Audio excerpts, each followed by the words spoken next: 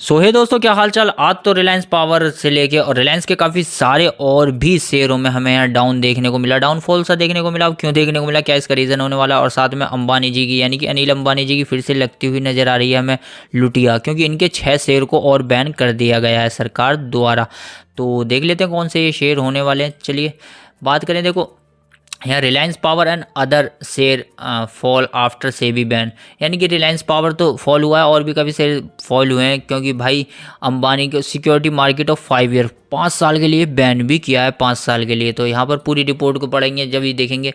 SEBI ban Anil Ambani 24, यानी कि अनिल अंबानी को तो बैन किया है 24 अनटाइटल फ्रॉम द सिक्योरिटी मार्केट, 5 साल के लिए वो बंद किए गए। अब ये कौन से शेयर होने वाले हैं तो वहीं पर आ जाते हैं। अंबानी जी तो बैन हो गए यहाँ, तो इतनी मेहनत के बाद भाई मिल चुके हैं। ये रे देखो, यहाँ पे जो इनके शेयर जो बैन किए गए हैं वो उनमें से पहला जो शेयर है उसका नाम है इंक्लूडिंग रिलायंस यूनिकॉम इंटरप्राइज। तो पहला ये है रिलायंस यूनिकॉम इंटरप्राइज, दूसरा है रिलायंस एक्सचेंज नेक्स्ट लिमिटेड, तीसरा है रिलायंस कमर्शियल फाइनेंस लिमिटेड, और वहीं पर चौथे की बात करें तो ये है रिलायंस क्लीजन लिमिटेड, क्लीजन लिमिटेड, हाँ ठीक है। चौथा, पांचवा ये है Reliance business broadcast news holding limited. तो भाई और छठा भी यहाँ पर हमें नज़र आ रहा है Reliance Big entertainment private limited, यानी कि भाई ये 6 शेयरों को बैन कर दिया गया 5 साल के लिए, जहां पर पेनल्टी भी काफ़ी भारी दी है, हर किसी के ऊपर 25 करोड़ की दी है। तो सोच रहे हो आपके पास इनमें से कोई सा भी अनरजिस्टर्ड काफ़ी सारे शेयर हैं इनके वैसे तो, लेकिन वहीं पे सबसे ज़्यादा महत्वपूर्ण जो क्वेश्चन है वो रिलायंस पावर की तरफ से ही आएंगे। तो ये इनका हाल क्या हुआ है, ठीक है, इन्हें मिटा लेते हैं यार, काफ़ी सारी लाइनें खींच दी मैंने वहाँ पर, ठीक है। तो आज इसमें यहाँ पर हमें गिरावट देखने को मिली 5% की, लगभग 5% की ये गिरावट देखने को हमें मिली थी, जहाँ पर शेयर जो स्टार्ट था वो हुआ था 37 रुपये समथिंग पर, चला है 36 रुपये से हुआ था और यहाँ 38 तक पहुँच गया था, लेकिन एक साथ गिरावट हुई भारी सी और ये 5% की गिरावट हमें यहाँ देखने को मिल गई। 34 रुपये का शेयर फिर से वापस आ गया। हालांकि इसके जो रिजल्ट हैं वो भी खास नहीं आए थे। मैं एक बार इसके रिजल्ट भी आपको दिखाने की कोशिश करूँ तो फिलहाल तो जो प्रॉफिट ग्रोथ थी यानी कि -93 करोड़ गया है। और हालांकि आप इसे देखोगे कंपनी जो है, कंपनी हमें यहाँ पर दिख रही है कितने की है, ऐसे मिटा लेते हैं यार।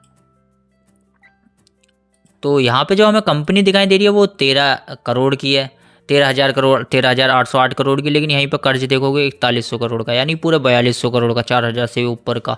और फिलहाल जो कंपनी रिजल्ट दे रही है वो भी खास नहीं दे रही है, ठीक है ना, वो भी माइनस में देती हुई हमें नज़र आ रही है। जैसे कि लास्ट में देखोगे यहाँ पर तो ये देखोगे माइनस में आए भी, ठीक है, माइनस में 58, ठीक है, नज़र आ रहा है ये माइनस में। हालांकि पिछले जून से पहले ये रही जून में 296 था माइनस, लेकिन अब कम हो गया है, यानी कि आप समझ सकते हो 33% ही बचा है, यानी कि 66% कम हुआ है, लेकिन फिर भी माइनस में ही आया है। तो भाई इसका आगे का फ्यूचर क्या होने वाला है वो तो आप इसके रिजल्ट को देख के यहाँ पे बता ही सकते हो, खुद ही आपको पसंद आ रहा होगा कि रिजल्ट होने वाला। ऊपर से ये अंबानी जी के ऊपर ये बैन हो गई इतनी सारी कंपनियाँ, ऊपर से अंबानी जी को खुद को बैन कर दिया, चेयरपर्सन है तो भाई इनको ही बैन करना था सेबी ने, और 25 करोड़ की हर किसी पे इन्होंने एक अच्छी खासी पेनल्टी ठोक दी है। तो मुझे रिलायंस का जो फ्यूचर है वो अंधकार से में नज़र आ रहा है। आपको कैसा लग रहा है कमेंट करके बताना, और इतना सारा एनालाइज आपको करने की ज़रूरत नहीं है, क्योंकि जब हम इसके रिजल्ट पे जाते हैं वहाँ पे हमें कुछ चीज़ें क्लियर हो जाती हैं। फिर भी मैं एक बार को आपके कहने से टेक्निकल पे आ जाता हूँ।